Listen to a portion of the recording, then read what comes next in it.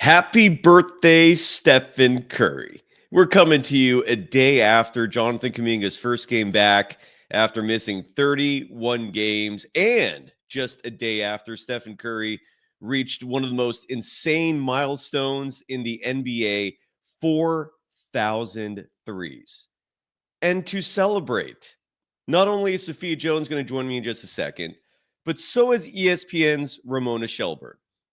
She is phenomenal when it comes to her work covering not just the NBA, but especially the Golden State Warriors. Folks, she has sources. She knows what goes down behind the scenes. She's phenomenal, amazing at her work. And she joins us next on today's episode of Golden Daze. Let's get into it. They always find something to nitpick, and that's because there's expectations for us to win. It was a pretty crazy night. Let's go! In a minute, I'ma need a sentimental man or woman to pump me up. Come on and break me off. 'Cause I get what I want and I like what I see. If you got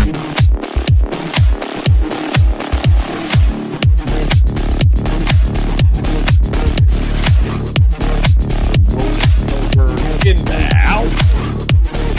You go. Welcome to Golden Days. I'm going to welcome Sophia and Ramona in just a moment after I give some love, first and foremost, to BetOnline, the world's most trusted betting platform. Folks, the Warriors covered last night. Their spread over the Kings, it was 7.5. And if you love the Warriors, you could have won money on them by betting with BetOnline. March Madness is also here. Sophia Jones covers college hoops in addition to the Warriors. So she's in the mix of all that fun, and so is BetOnline. Go check it out. Visit the website, have the time of your life, and enjoy the party. BetOnline, the game starts here. And I'm now joined by two of the most awesome ladies on the planet. My co-host, Sophia Jones. You can follow her on Twitter at SophiaJones_2 and ESPN's Ramona Shelburne. We are graced with your presence, miss. Thank you It's so much for joining us. How are you doing today? If you can hear me. Did she just freeze on us, Sophia? You know, I'm not getting a picture. Okay. I see a picture. I just see it frozen. She's joining us from a parking lot at a preschool. So, look, I imagine Ramona is one of the most busiest individuals on the planet, given her beat as, covering the NBA for ESPN and doing phenomenal work at that. She's back. There we go. How are you doing, Ramona?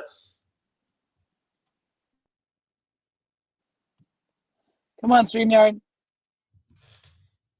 Yes, you are. I can't hear. It's like frozen. It's all frozen. You want to do it all again? Okay, hold on. Let's try it all again.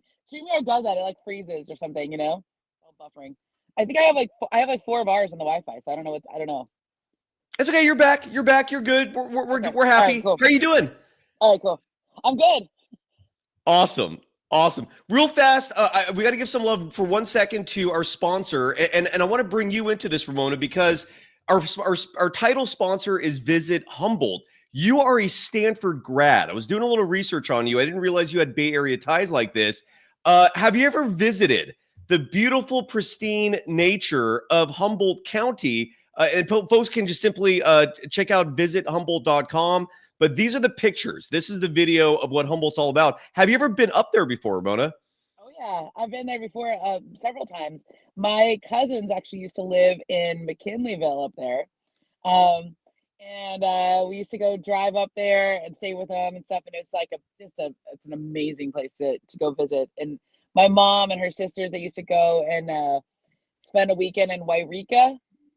Yes. Up in Humboldt. Yes. So, yeah, I'd love to go back up there again sometime. It's a great spot. And all you have to do if you want to go back up to check out places to stay, things to do, all the McKinleyville, great reference next to Arcata, California. I know McKinleyville. I know Wairika very well. Go check out Visit Humboldt. It's a phenomenal place. What is your background, Ramona? Why don't we start there on that note? Like, where are you from originally? What do you call home? Yeah. Or what did you call home? LA. I'm from Los Angeles. I live 10 minutes away from where I grew up because my mom is here and I have 2 little kids. And so we need grandma around.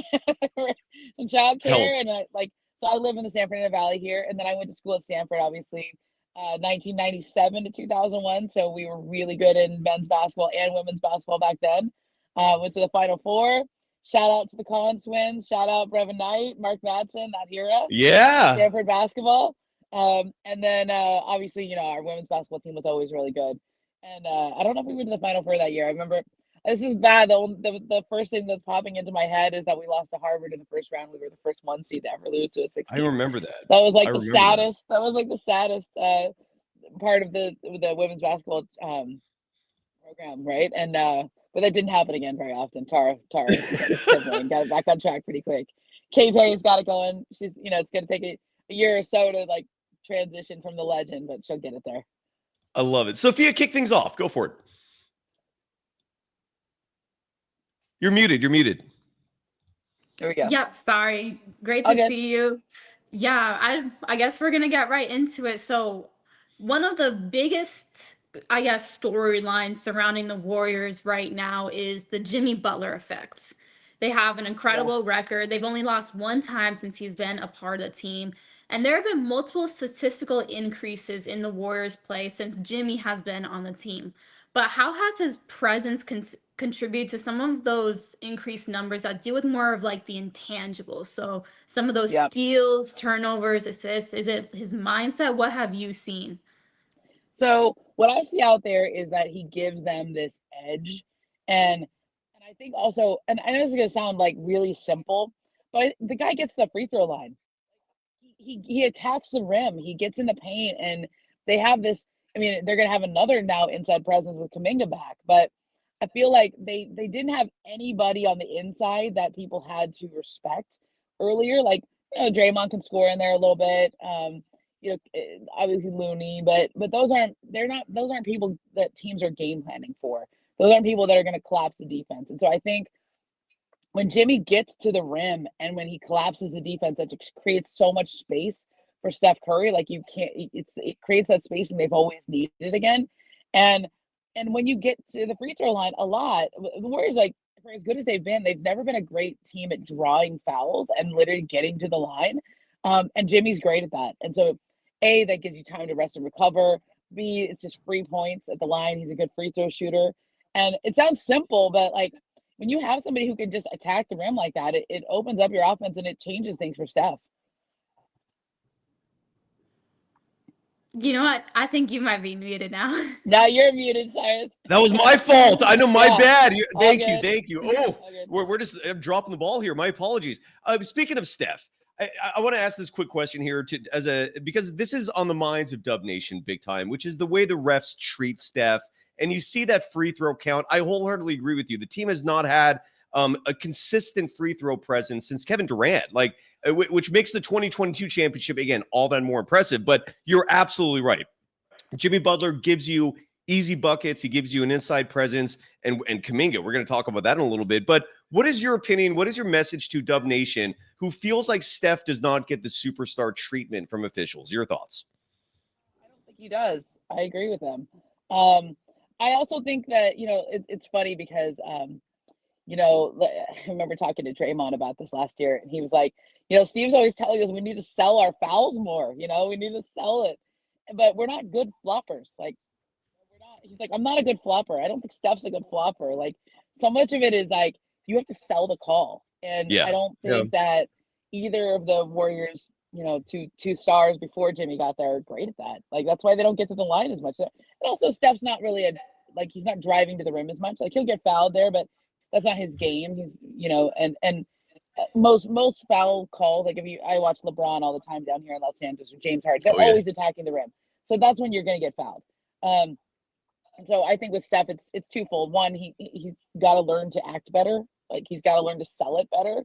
And two, if he attacked the rim a little more, he gets more calls. Love it. Yeah, I guess kind of also playing off of the Steph Curry question, who also turns 37 today. Today is his birthday. Yes. Yeah, also Pi Day, I guess. But multiple players on the Warriors have really stepped up post All-Star break. Steph being one of them. We've seen Pajemski's play increase. Buddy Hield has been shooting better. Even Draymond, he's kind of getting back to his defensive player of the year status a little bit. Is it still kind of that Jimmy Butler effect that has revitalized the team, or what have you seen or heard that has been the difference? I think Podziemski has really been good for them because, like, they were counting on him this year. I think they were hoping he would take a big leap forward. And the first part of the year started off rough, right? And some of that is, you could point to confidence. You could say sophomore slump, teams adjusting to him, injuries. I think it's kind of all of the above. But for him to kind of get back on track from where he was as a rookie, I think that's been really important for them. But I do think a lot of it is the Jimmy effect because when you have Jimmy now, everybody slides back into the positions they're most comfortable or where they really are best suited. So when you have Steph as your best player and then Jimmy's your second best player, now you're not asking too much from everybody else. Now everybody else can slide into more complementary roles. You're not asking Buddy Hield to be your second leading scorer every night. You're not asking that of Kuminga or Podziemski or Draymond or whoever.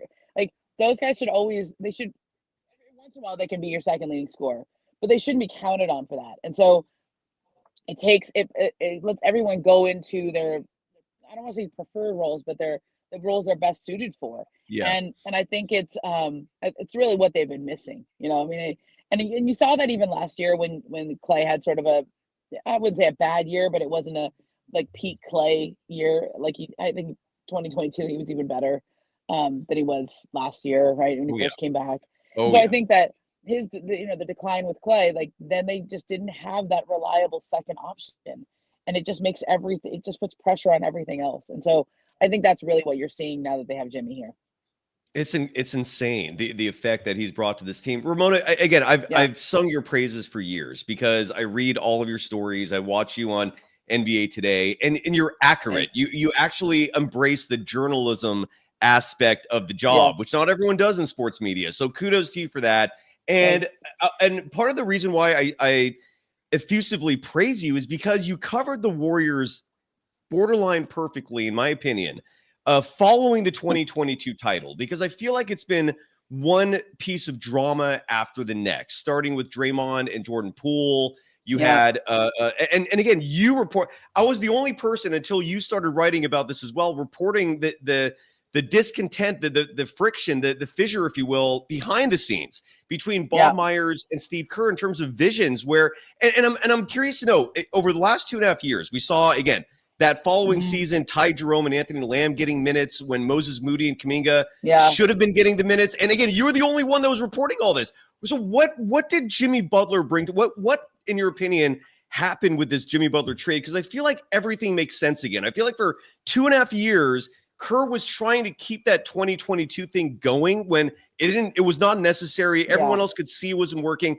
But finally, everything's clicking again. What changed in the last month and a half, 2 months from your perspective? Well, I think, Steve, when he first built the team in 2015, they had a strength in numbers thing, right? Like, if you want to bring up 2022, I'll go back all the way to 2015. Bring it. And right. And I think that strength in numbers worked that year. And then even the next year it worked, Yes. But that was also peak Clay. Like that was peak Steph, peak Clay, peak Draymond. And I think like you have to have there's got to be a couple pillars that strength in numbers stands on. And if you don't have those pillars, then it's just Steph. And that's, it's wobbly. And you're just always asking people to do too much. And I felt like when I was watching the Warriors before really the last 2 or 3 years, like ever since kind of 2022, I think Clay, as much as he was still coming off that injury, he had a pretty good year. If you look at his stats that year, they were pretty good. And he came back from those two major injuries pretty well.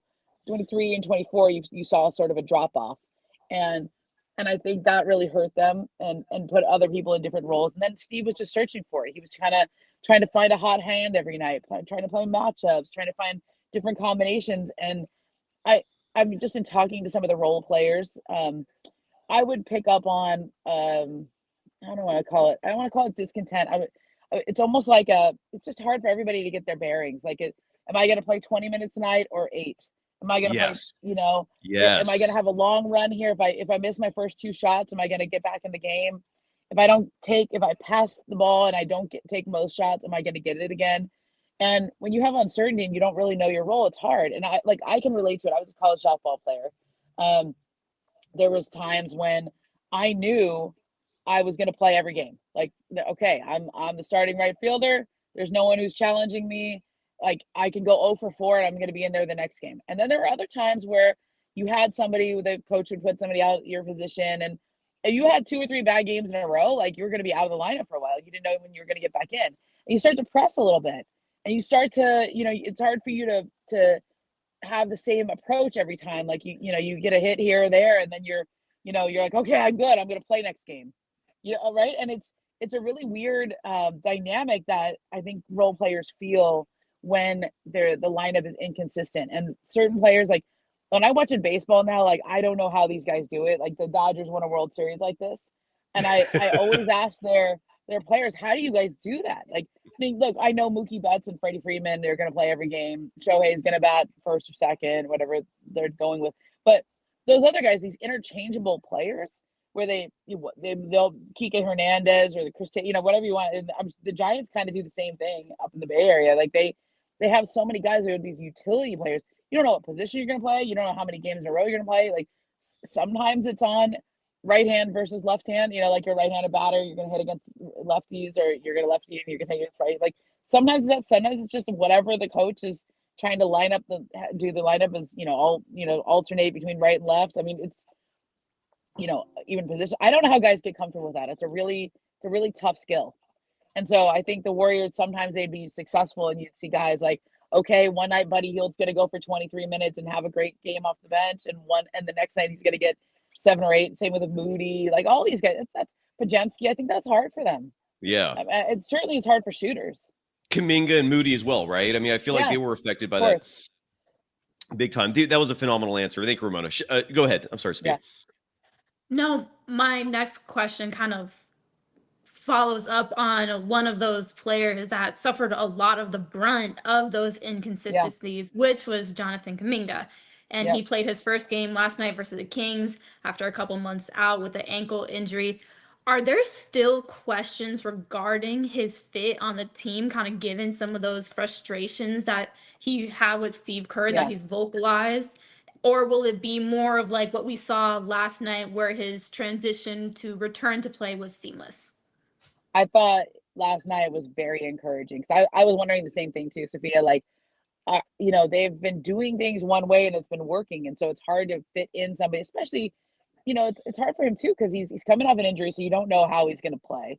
And then it's, some people come back from injury, they need like, 6 or 7 games to get their win back and to get their rhythm back shooting wise. Like, but I also think that people, when they come, like, the way the team has been playing is going to change, because he is a gravitational kind of player. He's not just a guy who's going to stand out there and shoot, and fit in where you get in. Like, you need to run things for him and through him. And so I was actually really impressed by the scheme they came up with, the way he was able to execute. I think it really helped that they were playing the Kings. The Kings don't have some bonus, and that's a good matchup for him to come back in. I mean, he could just feast on the inside there. But I felt like we'll see how much they play him. I mean, they played him 20 minutes last night. He had 18 points. It was really good. But I don't expect that every time. I just think it's the same principle. When you have the 2 pillars stabilized, everybody else down below is going to be in a better position. I think his role he's another inside presence. Like, he is a guy who, they have a different look. He's got the verticality, that springiness. We used to talk all the time about vertical spacing. Remember when the Warriors had JaVale McGee that year? Yes. And that sort of lob threat that they gave him. And when you think about the Warriors, everything is always about spacing. And the ball should move, and it creates space, etc. But there's horizontal space, and there's people moving around, but there's also vertical space. And I think Kuminga gives them that in a way that no one else on the roster does. That you're absolutely right. Ramona, first of all, I feel like you and I are in the same generation. We're like that zennial. Is that what they call us? Like, where we're like on that cusp, but I grip Gen X to the T. That's what I identify with. But I feel like because you brought up all those years you were in school, and I was in school at the same time. So I get you. I feel like we're on the same page in terms of just wavelengths. With that said, I agreed with everything you said with the Warriors. And last night, Jonathan Kuminga comes back after missing 31 games. Stephen Curry reaches 4,000 threes, another remarkable achievement. But the Warriors in general, you brought up strength in numbers, which has been their ethos really for this entire dynasty.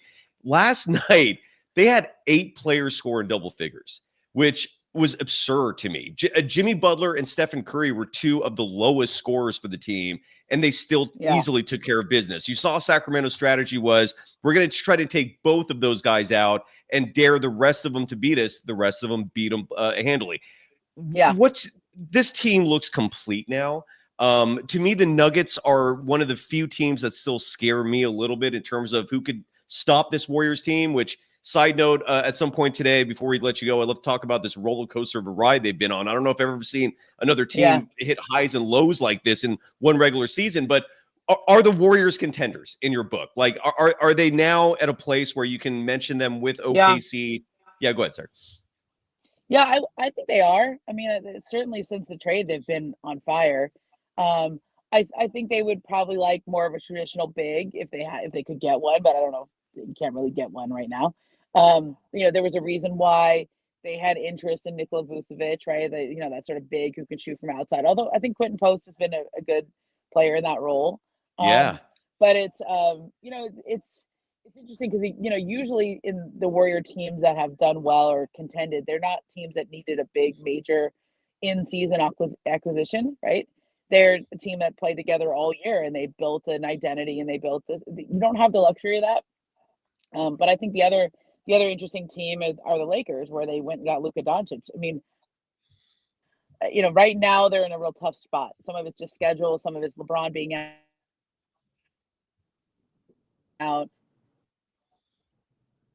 Other guys like Rui Hachimura is one of their better defenders, and I think his absence has really hurt the fallback in the playoff for the Warriors. Is they've climbed pretty far up in the standings, and I'm curious to see where they end up, because there's a couple teams ahead of them that could fall. Like I think the Lakers could fall. They're right now in the 4-5 with Houston, kind of right now. Denver and Memphis are like 2-3, but I think the Warriors could climb above those teams that are 4-5 right now. I think Minnesota is starting to win now. They got Julius Randle back. I think they've won 11 games that he's been back. And that's it's an interesting couple of teams that could climb over them. And the Lakers and the Rockets, who just got Fred Van Vliet back. That's a hard name to say fast. They're without Amen Thompson too. So there's some teams at 3. That would be a much easier road for them to go down if they get into the playoffs, as opposed to they were looking like they would be lucky to make the play-in for a lot of the season. Crazy. Yeah, you're right. Go ahead, Sophia. Yeah, I guess my question following off of that would be, who do you see as the favorite team to come out of the Western Conference? We all know that OKC has created a lot of separation record-wise from the rest of the Western Conference teams, but do they still seem as that favorite to actually punch their ticket to the finals?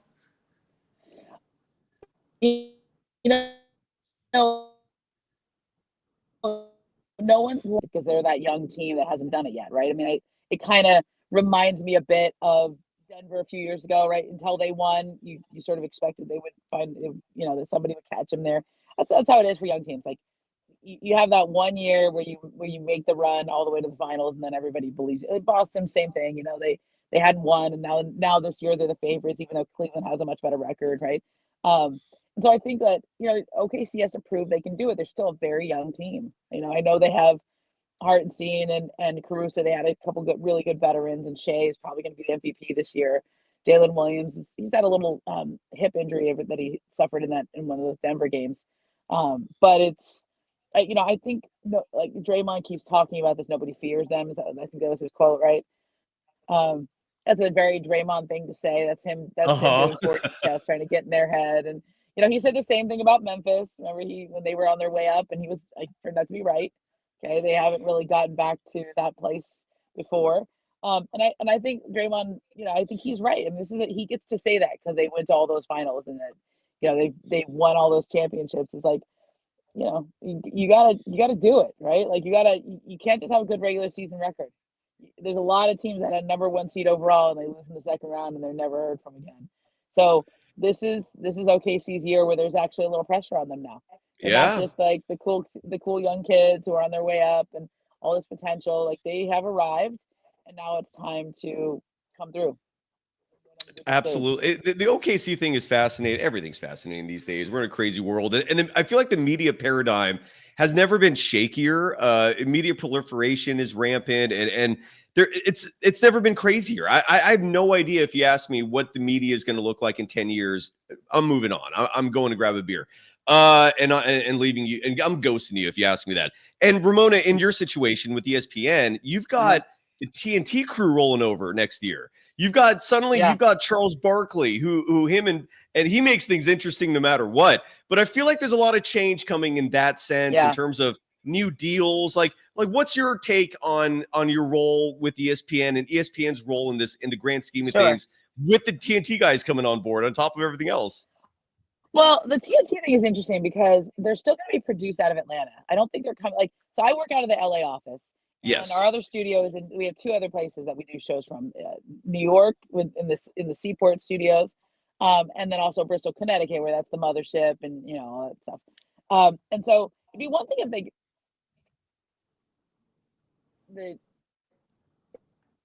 if Charles was like coming to LA and Charles and Shaq and Kenny and those guys. I love those guys. I watched this pretty big change, but they're still producing their show from their studios. Like they're still using their producer. So we're licensing that show. I think that's something people don't quite understand. It's like, it's not going to be an ESPN production. That's going to be Turner Sports that we're licensing. And it's going to feel the same way it always feels on Turner. Now, I don't know how they're going to do the timings.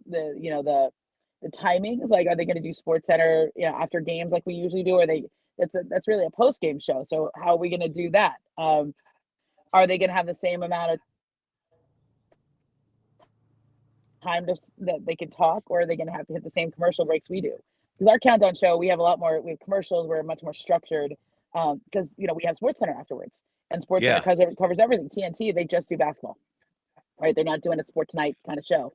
And so that'll be interesting to watch. Plus, we're also going to have countdown still. They're not doing every game. It's just going to be some of the games. And so, I think for me, it doesn't affect me quite as much because I haven't really done countdown that much. I mostly do Sports Center or NBA Today, or Around the Horn, although that's going away, obviously. And so it's, I just kind of do what I do. It's interesting in terms of the media landscape, right? Because, I feel like there's so much content now, but I'm the same as you with like the aggregation stuff. It's frustrating for me because it's like a lot of times, I just want you to read the story that I wrote in the context that I wrote it in. And I don't think it's that hard. It's not behind a paywall or anything. Like, it's good stuff, and sometimes the aggregation becomes like, it gets so widespread that it's not even what you said. It's not even what you wrote. And then somebody picks up on another person's headline. And like, before you know it, you get down to some weird aggregation cycle where, what half of something that you said got clipped. And like, I'm like, but I didn't even say that, like it was half of what I said. And then it got repeated 7 times in a way that I'm like, now it is the story because it has gone so far and wide, and nobody even looks at where the source material comes from. And I think that, ultimately, like, I don't know, we're having the same stuff with AI, right? Like, AI is not as good as a real writer, as a human being doing the writer. Now there's things AI can do that are good, but I mean, I use it all the time. I do radio in LA and we do like, we'll come up with a trivia or games or what. It's wrong all the time. I cannot use ChatGPT to do these games because I did one, it was like a Sacramento Kings trivia or whatever, the Lakers were playing them that day. And like, I was like, name me some famous people from Sacramento. And they put people in there who were like totally not from Sacramento. Inaccurate. Like, how did you get that wrong? Like, it's not the same. And so I just think that, people are going to get tired of getting wrong information all the time and getting stuff that's like not accurate. And at some point I believe that the cycle will correct itself. Like, there will be a real value on getting correct things, and we're not just going down some AI spiral. Like, it's an aggregation cycle, and it's like, I hope that it does. I hope that people will just value the premium content more, and that, because I do think things go in cycles. Like, I've been in this business for so long that, like, there's times where people they just want news, and then there's times where people really want quick take columns, quick hot takey things, right? There's times where the analysis and the narrative is more important. There's times where social media is more important, and it always comes back around. It's just a cycle. Yeah.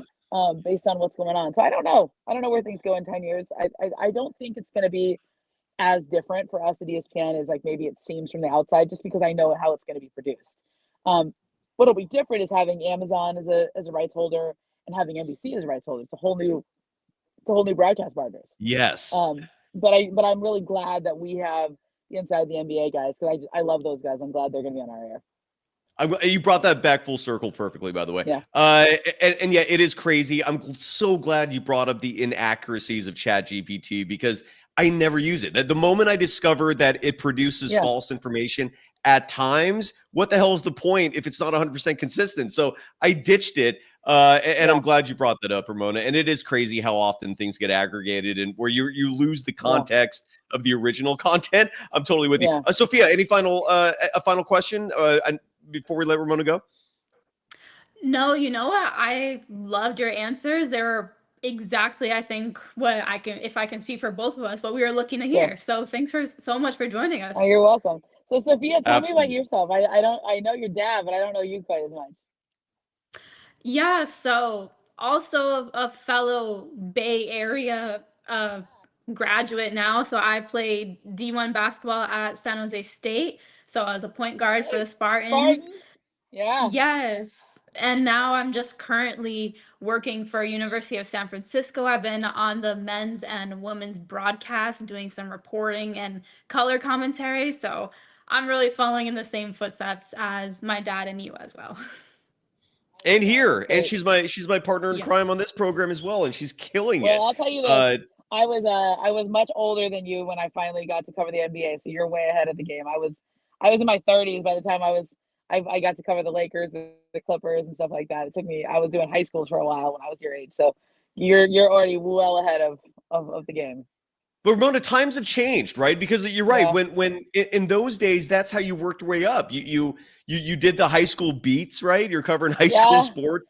I can win a lot of stories. I hopped fences out in Lancaster, and I broke into coaches' offices to file a story. Or, my favorite was always like, my favorite was always like driving up to the, finding some Starbucks that I could park my car in and, pirate the Wi-Fi to send the story in, on the laptop, right? I knew where all the Wi-Fi was in like the Antelope Valley, which was my beat for, high school football, right? But I kept my own stats, and like, I think, it's good that we have that background, because you get scrappy and you learn how to do stuff. But I also think that, like, I would have been ready to cover something else earlier. I don't know if it frustrates you, Ramona, I don't know if it's frustrating to you. It does sometimes frustrates me when I see like someone who's 23 with no experience and they've got like 1 million followers on social media, killing it. They're successful. And I'm like, dude, when I was 23, I had to like basically make like I was the coffee errand boy for the station manager at the radio station I'm at. What is going on here? Yeah. Well, I mean, you know what's interesting though is like, because I've been doing this a while, like and there's on some level you're like, you need to learn and pay your dues, and like there's mistakes that you should make when you're in your 20s that you can't, that it's better to make your mistakes when you're not in front of like the brightest lights, right? Like when if you make a mistake, it's not going to be super, painful for you. Like you'll learn, and then it's not as much stakes, right? But I also think that kids who grew up in this era, like your era, Sophia, like you guys just like know a lot more about how this world works, like because you had access to the internet and social media and all this stuff. Like you know a lot more at your age than we would, because we didn't grow up with that. Like I didn't grow up with a cell phone. I got my first cell phone when I graduated college. College. That was like a present. That was like a grad present. I mean, can you imagine? And so like you don't have access to that information. You had to go to libraries to look stuff up. You didn't, but now it's at the tip of your fingers. And so I also respect, like, because like when I do radio, like one of my hosts down here in LA, he said, because I try to be like, stay connected to youth culture because that's where things are happening. That's where, people are ahead of the curve. Like, I don't know how to do TikTok the way, your generation does. I don't know how to do my own social media. Like, I'm totally backwards. Like, how do I clip a video that I did on TV? I don't know how to do that. Like, and like, and I should, because I'm reporting it on the show, and I need to do that on SportsCenter. I need to do that on Today. And I always have to go to somebody who's like 23, and they just go, "Oh yeah, let me show you how to do that." And then they show me, and I go, "I still didn't get it. Can you just do it? Send it to me." And I'm like, I should learn that. Like, these are like basic skills now that I don't have. So, well, I think it's, Ramona, in your defense, you have two Yeah. kids. That alone is taken up. Like, I don't know how you have two kids and you're doing the work at ESPN and you're trying to figure out how to use modern technology. I insane. do like our podcast from my son's preschool parking lot because I'm trying to like make everything work. And I'm like, okay. And I went to hot yoga and I did my workout today because today was like a workout day. And I didn't have to go downtown. Like, usually I have to go down. I'm 4 or 5 days a week. I'm downtown at the studio for radio or TV or a game or whatever it is. So this is like the one day I didn't have to drive anywhere. So I'm like, okay, we're getting in a double workout, and we're doing a kid day, and we're gonna squeeze in. You're multitasking, yeah. Cats, like, yeah, that's how you do it. That's how you do the juggle. And normally I would like dress up and put makeup on for you, but I'm like, you're getting my hot yoga look. This is, so. You're pulling it. That's how you juggle. Exactly. Yeah. Well, and Ramona, before we let you go, I have to point out that a huge difference between our generation and Sophia's is, and I heard, I forgot who said it, but it was a high school teacher who has been teaching for like 40 years or 30 or 40 years. And he said at the beginning of his career, the theme with students in terms of what was basically, to summarize how they felt, the one word was boredom, right? And I resonated with that. I feel like when I was in high school, I was bored, man. All I wanted to do was see the world, explore, figure things out. Today's generation, the one word that summarizes them is not boredom, it's anxiety. And I think a lot of it is all that information. Yeah. It's too much. Like, it's ridiculous. You're right. When we were Sophia's age, we were using pagers and figuring out how to write with pagers. Oh, I didn't even have a pager. Oh, you didn't have a pager. There you go. I had a pager. No, when I needed my parents to pick me up, I got to see the look on her face when I tell her this, okay? When I was at school and I was done with softball practice, how I would go and tell my parents I was ready to get picked up? I went to use a payphone. Oh, wow. Have you seen one of those, Sophia? I'm guessing you're old enough to. Well, I could not tell you the last time I've seen a payphone, actually. Same. Right. Yeah, no, that I've seen a payphone. I saw one in Phoenix last week, but I used a payphone and I had a quarter. Put the quarter in the payphone, and I would call my mom and be like, "I'm done with practice. You can come pick me up." Or I would have to do a collect call. If I didn't have a quarter, and my mom would answer it, but she was like, "God, it's probably cost you $2 for this call, collect call." But this is like 1997. This isn't that long ago. It doesn't feel like it. It doesn't feel like it. That's what we used to do before we had cell phones and pagers. We'd use a payphone. It is crazy. But you're right. In terms of it wasn't. But when it comes to information, we actually had to work to get it, right? Like, told me what time it was. Yeah. It is crazy. It is crazy. I'm fascinated to see what's to come in this world. But Ramona, anything you'd like to promote before we go? I know you're producing content regularly for ESPN. You're doing phenomenal work. I can't begin to express how much I feel like you're doing the job proper. Like, you're doing what's supposed to be done for someone in your position admirably at that. I respect what you do tremendously. Thank you so much for taking time and joining us. Anything you want to promote before we let you go? I'm good. You can go watch my show that I did clipped. It's on Hulu. Still there. Wait. You did a show on Hulu? Yeah.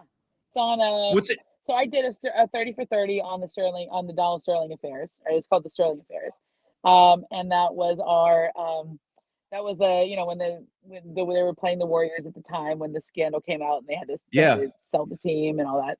And so I did a 30 for 30 podcast on that came out in 2019. And then we optioned it to Hulu and FX to make a scripted series about it. That was with V. Stiviano, and we had Ed O'Neill playing Donald Sterling, right? And Jackie Weaver playing yeah. Wait, you were involved in that? Oh yeah, I'm the executive producer of that. So they, it's not. There's a quick cameo in episode 1. So if you haven't seen it yet, go watch it. It's clipped. It's on Hulu, and That it's I'm up for your so awards glad you brought that up consideration because this year. I was engaging with folks on social media asking what their feedback was, and what I heard was overwhelmingly positive. But you're right, I haven't had a chance to see it yet. Ed O'Neill, I don't know how you got that casting. Is he as cool in real life as I imagine? Even better. Dude, that's Good. awesome, dude. That is so cool. Yeah, well, there you go. Yeah. So go watch promote it. That. We're up for, I think it's the Emmy cycle this year, so hopefully Ed gets nominated for stuff. Lawrence Fishburne played Doc Rivers, so he gets nominated for something. And the woman who played V. Stiviano, I think she's amazing. Cleopatra Coleman. She should be best supporting actress like tomorrow. So hopefully they'll start coming in. Sophia, have you seen this show yet? I haven't, but I really do need to check it out. Especially Same. You mentioned, Yeah, I'm a huge fan of Lawrence Fishburne as well. Nobody watches things in real time unless it's like, I watch The White Lotus every week, but like people just miss stuff. Like there's too much stuff out there. So I have to always remind, it came out in June, but like go back and watch it. It's on Hulu. You can find it. It's a good show. Well, and on top of that, Clipped was not just a Hulu show. I believe it was an FX show, correct? So it was an FX production, but you find it on Hulu. But that is obviously all related. I wouldn't undersell that because I feel like everything FX is associated with in terms of sitcoms, dramas, anything fictional, right? Is phenomenal, man. Like we're talking about the same production house that did like Sons of Anarchy, The Shield, that kind of stuff. So bravo. Like that is a phenomenal brand to have associated with Clipped. I'm gonna watch it immediately. I'm glad you lit the fire under me to go check it out. Text me later. Yeah. I will. Right. Done. You got it. And Sophia, any final thoughts or words before we let Ramona go? No, you know what? I'm really looking forward to watching Clipped as well. Yeah, Thank me too. you. There you go. Me too. You'll see some Warriors cameos, they're kind of just the back of Steph Curry's head. It's not really him, but he's just. It's all good. It's all good. No, I can't wait to see it. And people can follow Ramona Shelburne on social media at Ramona Shelburne. Thank you so much, Ramona. I can't thank you enough. I hope to someday get you back on the show if you don't mind. But thank you again, really, from the bottom of my heart. Thank you. Thanks, guys. Take care. All right, the great Ramona Shelburne joining us. Sophia, your reaction to one of ESPN's prominent media personalities, journalists. Like I think she does insanely good work covering the Warriors and the NBA. Your reaction? Just like you said, she's definitely a member of the media that does it right. And so to hear her perspective on some of these Warriors topics and knowing that she's been in some of those locker rooms and she's been around the Warriors organization for a couple of years now, it's always amazing to have someone that respected and prestigious. Big time. And I loved her analysis of what had been going down with the Warriors, with Clay's production declining, Steph not having that second help, Steve Kerr scrambling. It was bravo. I'm definitely going to make a YouTube short out of that. Sophia, I don't know if you're going to join us again Monday. If not, I understand. If one a week is all I get from you, I understand. But are we going to see you Monday? I'm sorry to put you on the spot, but I'm curious. As of right now, I think I should be okay. Because do you know what Monday is? Oh, the Nuggets versus Warriors. It's St. Patty's Day. It's Warriors Nuggets. I would love to have you join us because that's going to be one hell of a show. We'll find out. You don't have to answer this second, Sophia, but I hope you join us. I hope we have you. And then for the audience, just to let folks know, I'm looking on my phone because that's where Warriors schedule is. You can download the wallpaper for your own phone if you want. The Warriors play the Knicks Saturday night at Chase Center. So we're going to have post game immediately following that affair. Ryan Leong's going to join us. Hopefully, Sophia Jones will join us for Monday night. That's a huge one.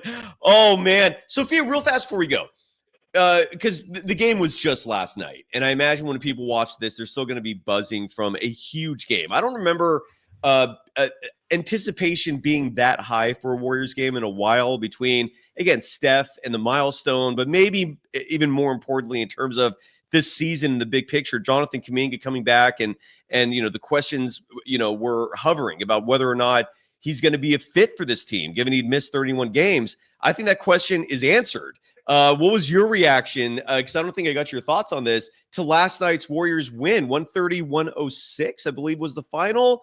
Just to confirm. Yeah, I'm sorry, 130-104 was the final. What was your reaction? What did you think? Yeah, it's always nice just to see a good blowout, especially against the I-80 rivals, Sacramento Kings. But with Kuminga's return specifically, not was I only elated to hear that he was getting overwhelming cheers from the Chase Center crowd. They seemed to be very into his return, which is outstanding when you can have the home crowd behind you in a situation like that. But he was extremely efficient. He looked incredible, playing like his normal self and doing it on a Warriors team that is on an insane run right now. So it's just really positive to see that his first game back was seamless, and I would expect for there to be more of the same. Oh, I can't wait. This season has insanely kicked into yet another gear that I did not think existed. Yet here we are. Sophia, thank you so much again for joining me today with Ramona Shelburne. Thank you to Ramona Shelburne for taking time out of her insanely busy schedule to join us. We're back tomorrow night. Warriors next post game. And then Monday night, that's the heavyweight bout of the regular season. Warriors Nuggets, St. Patty's Day. A true litmus test for this team. I can't wait to see that. Hopefully, Sophia, you'll join us Monday. If not, totally understand. But I hope you join us. And thank you again to the audience. If you're a Golden Dazer, I hope you enjoyed this early release. This is just for you.